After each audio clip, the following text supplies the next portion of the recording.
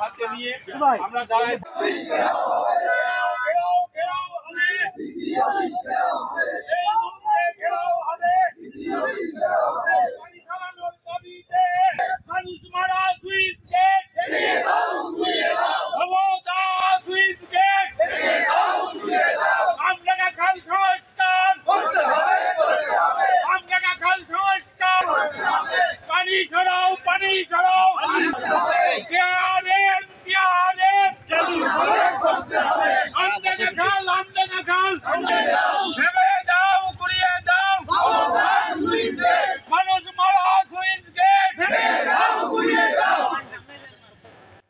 সংগ্রামী সাথীরা, আমাদের কর্মসূচি ভবদা পানি নিষ্কাশন সংগ্রাম কমিটির কর্মসূচি আজকের যে অবস্থান ধর্মঘট ধর্নার কর্মসূচি সকাল 11টা থেকে ঘোষণা ছিল।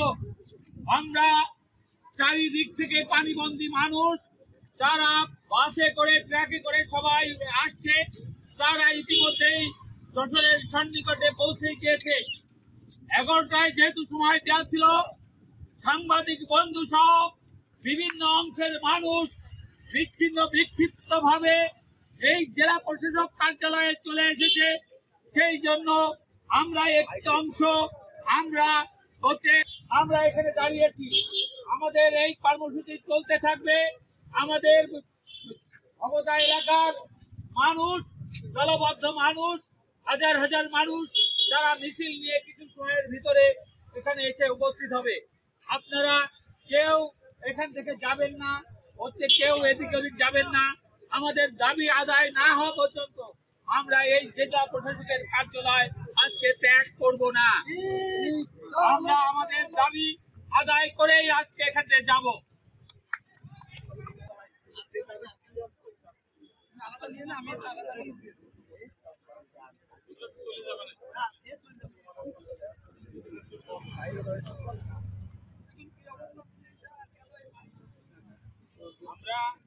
অবস্থান কর্মসূচি ঘোষণা করা হয়েছে। আপনারা জানেন, ভবদা সুইচ গেট থেকে ঘাটিতে প্রায় 40-50 কিলোমিটার নদী সম্পূর্ণ মোহনায় মরে গিয়েছে। আশেপাশের সমস্ত বিলের পানি বের হচ্ছে না। যশোরের 4টি উপজেলা, খুলনার 2টি উপজেলা, সাতক্ষীরার 2টি উপজেলা, মোট 8টি উপজেলা আজকে ইফেক্টেড। প্রায় 10 লক্ষ মানুষ পানিবন্দী। ওখানের সমস্ত ভবদা থেকে এই অঞ্চল থেকে একেবারে বারোয়ারি পর্যন্ত, মোহনা পর্যন্ত সমস্ত বিল এফেক্টেড। মানুষ রাস্তায় এসে টোং বেঁধে তারা অবস্থান নিয়েছে। এরকম একটা করুণ অবস্থার ভিতরে দিন অতিবাহিত করছে। আমরা বিগত সরকারের শেষ সময়ে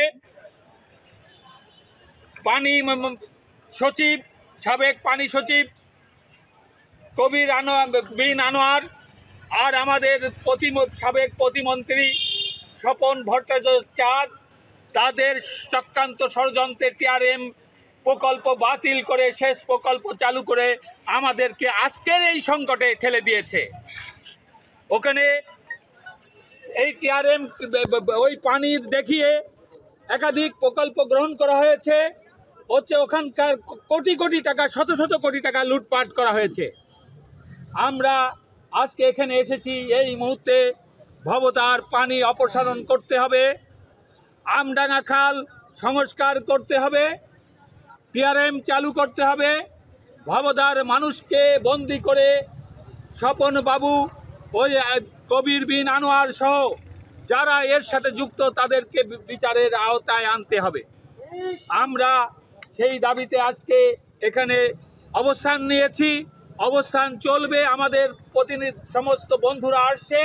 লক্ষ লক্ষ মানুষ পানিবন্দী, সেই পানিবন্দী মানুষকে আজকে মুক্ত করার যে কার্যকারী পদক্ষেপ এবং তাদের যথাযথ সাহায্য প্রদান করতে হবে এবং তার জন্য ভবদা সুইচ গেট এটা ভেঙে দিতে হবে এবং আমডাঙ্গা যে খাল সেই খাল চালু করতে হবে। মানে জলের কারণে আমরা বাড়ি থেকে বের হতে পারতেছি না। বড় মানে মাঠ ঘাট বিল খাল সব আছে পানিতে ভেসে গেছে।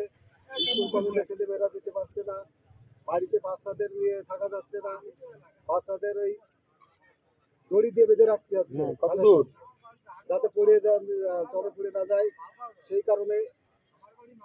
আচ্ছা ঠিক আছে, আমি লালপুর কলেজের অ্যাসিস্ট্যান্ট প্রফেসর। তো মানুষের যে দুর্দশা সেটা দেখলে মানে না দেখলে বোঝার কোনো ক্ষমতা নেই। মানে কারো বাড়ি এত পানি, ঘরের ভিতরে মাজার সমান পানি, এই পানির ভিতরে মানুষ গরু বাছুর নিয়ে সব ওই মেন রাস্তার পর রাস্তাটা কোনো মতেই জাগ্ন আছে, বা নপাড়া টু বসিয়াটি যে রাস্তাটা, এই রাস্তাটা কোনো মতেই জাগ্ন আছে। মানে আর একদিকে তো হলে রাস্তাটাও তোলাই যাবে, মানুষ যাবে কোথায়? এই অবস্থা মানুষের যে কি দুর্দশা, সেই দুর্দশার কথা বলে শেষ করা যাবে না।